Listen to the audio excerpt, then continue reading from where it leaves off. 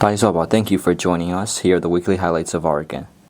The Junta attacks with heavy artillery, airstrikes, and drone attacks across Minbya, Pauktaw, Ponnagyun, resulting in 16 deaths, 21 injured, including children. Military offensive toward Taung and Kyaukphyu. Civilian killing in Maungdaw by ARSA.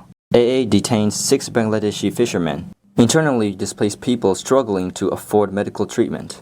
Winter crops damaged due to continuous rain. Armed clashes between the Arakan army and the Myanmar military have been ongoing for almost 2 years. In this weekly segment covering November 3rd to November 9th of 2025, we'll be bringing you key developments regarding the situation in Arakan. Within just 1 week, the Junta conducted heavy artillery attacks, airstrikes, and drone attacks across 3 townships, Minbya, Pauktaw, and Ponnagyun, resulting in 16 civilian deaths and 21 people injured, including children. On November 8th at around 2:30 p.m., the Junta dropped 2 500-pound bombs and opened fire with machine guns on Pauktaw town, killing 4 civilians and injuring 1. On the same day around 2 p.m., the military dropped 2 500-pound bombs near the school in Chaung village, located between Ponnagyun and Detains. 2 civilians died and 2 others were injured. Earlier on the night of November 7th at around 8 p.m., a 500-pound bomb was dropped on Maungdaw ward in Minbya town, killing 5 civilians, including a child, and injuring 9. On that same morning, in Ponnagyun township, the military also attacked Maungdaw and Arakan villages using artillery, airstrikes, and drones, leaving 5 civilians dead and 9 injured. Because the military is continuously attacking townships under AA control, the Arakan army has warned civilians to remain alert and be aware of possible airstrikes and military operations.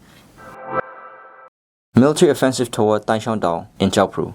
The Junta launched a large-scale assault involving hundreds of troops against Taung, a strategic hill controlled by the Arakan army, located near Taung village in Kyaukphyu township. According to military sources, fierce fighting continues. To recapture the hill, the military council is using naval forces, airstrikes, drones, and ground troops simultaneously. Taung or Taung Hill is strategically important because AA's presence there poses a military threat to Police Battalion No. 32 and to Kyaukphyu town itself. For that reason, the Junta is conducting an intense offensive to retake the area. AA's attempt to advance toward Kyaukphyu has now lasted about 9 months, with both sides repeatedly capturing and losing ground due to continuous fighting. AA once controlled areas, including several Chinese project zones, and advanced up to 6 miles from Kyaukphyu town, but they have since withdrawn to approximately 14 miles from the town, since battles in northern Shan state have subsided. The military council is now concentrating its forces in Arakan and is conducting heavy ground, air, and naval assaults to take territory from AA.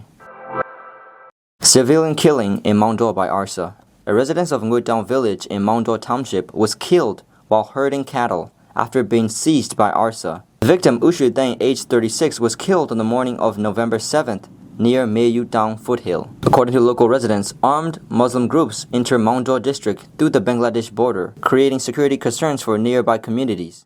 Because of these security threats, residents from about 9 villages in Maungdaw township have fled to safer areas. The Arakan army is conducting operations to clear and drive out armed groups in the area, and civilians have been advised to be cautious when traveling. AA detains 6 Bangladeshi fishermen. 6 Bangladeshi nationals who were fishing illegally near Detention coast in southern Maungdaw township were detained by AA's coastal security unit. The arrest occurred on November 5th at around 4 p.m. near the creek mouth of Detention. The detained men are currently under questioning by AA. Because of political instability and conflict inside Arakan, Bangladeshi fishing boats regularly cross into Arakan waters, including the Naf River estuary.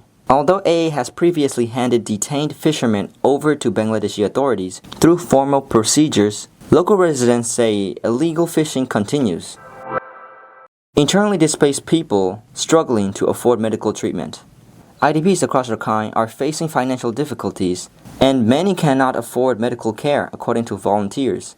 With prices rising, not only basic goods but also medicine prices have more than doubled compared to before the escalation of fighting. Currently, Detention is 6,000 Myanmar jets per blister pack, Biogesic 4,000 Myanmar jets per blister pack, and paracetamol 1,000 Myanmar jets per blister pack. Medicine prices are significantly higher in southern Rakhine than in the northern region. Because many IDPs lack income and job opportunities, they often cannot access clinics or hospitals.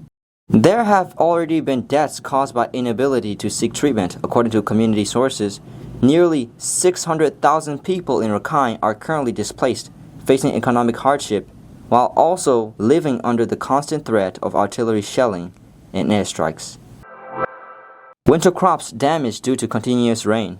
Since November 2nd, continuous rainfall has damaged winter crops throughout Rakhine, farmers reported. This is the planting season for crops such as beans, maize, chili, eggplant, watermelon, and tomatoes, but fields have become flooded, resulting in crop loss. In Pauktaw Township, some winter crop fields have already been damaged and farmers fear more losses if the rain continues. In the Limroshang area of Maungdaw Township, peanut farms have been affected by fungus and insects because of excessive rain and humidity. Farmers say that even if plants survive, peanuts harvested under such conditions may rot, leading to losses.